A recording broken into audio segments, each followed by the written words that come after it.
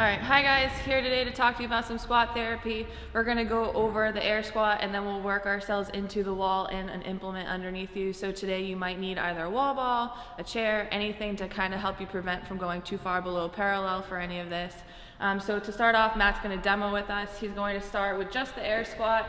Today he's going to start with his hands just above his head and he's going to go into his squat. He's going to hit 5 reps for us here, just at a nice easy pace.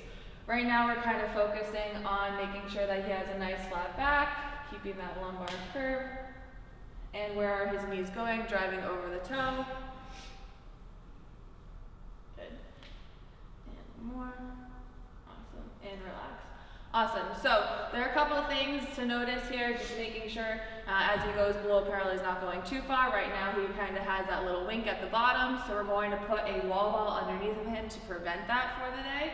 And then we'll take it away as we get a little bit more into the squat therapy session. So to start off, we are going to have Matt sit up facing the wall. As he's facing the wall, he's going to continue to have his hands above his head. However, for this, he's not going to be touching the wall here today. The entire time, we're trying to working on that balance as he goes to push his hips back. So for Matt, he's going to start a little bit further away from the wall, and we're going to have the ball just below him. So I'm just going to have him squat to the ball just to see where it is so that he knows where he's at. So go ahead. Yep, just a regular squat. Perfect. Awesome. So if you need to move the ball just to make sure that it's right underneath you, that's fine, but you're not sitting on the ball at any point in time. You're just tapping it and then you're standing back up. Alright, so as he goes for the squat therapy session, he's going to start hands above the head like normal, and he's going to go into his squat.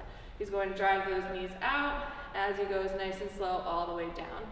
And go ahead and tap and stand for me. So if you notice, as he got to the bottom, he started to have a lot of a curve in the back. So he needs to keep the chest up a little bit more as he goes down. As he's going down as well, the knees kind of came in a little bit, so we're going to drive the knees out over the toe a little bit more. A really big cue for that is just watching the knee drive as he comes out, but more so initiating with the hips to start first. Okay, so he's going to go again.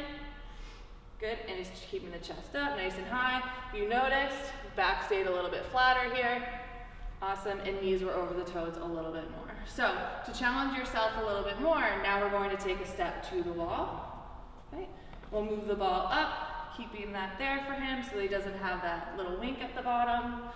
Awesome, and now he's going to keep the same thing. So he's going to go for his squat, focusing on chest nice and high, driving those knees out. And good. Awesome. Once he's there, we can move a little bit closer to the wall. And the ball will stay. Go ahead. Chest nice and high. And good. So once you get pretty comfortable with getting close to the wall, we're going to take that ball away. So now we're going to have him take just a little bit closer to the wall. This doesn't mean that the feet can change position though. So a lot of the times we'll see as you get closer to the wall, your feet come a little bit wider. We want to make sure that we keep that nice squat stance that we normally have as we get closer to the wall, and we don't want to compromise it by going too wide, okay? So as he's this close to the wall, a lot of the times we're going to see that the balance changes a little bit in the feet. So right now he's focusing on keeping that nice flat back. He's going to go to that spot if the ball were there, and he's going to find the balance in his whole foot and not try to find the heels too much, okay? So he's going to go ahead, put his hands over the head. Again, hands do not touch the wall. He's going to push those hips back.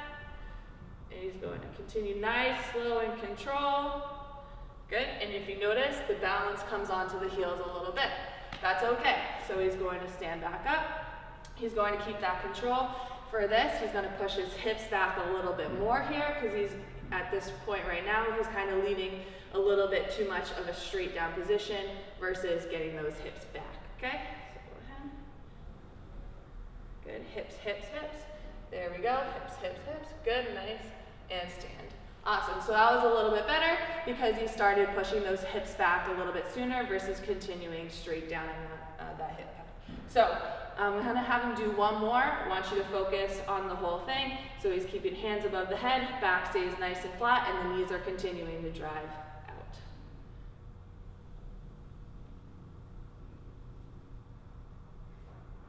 Good, and awesome.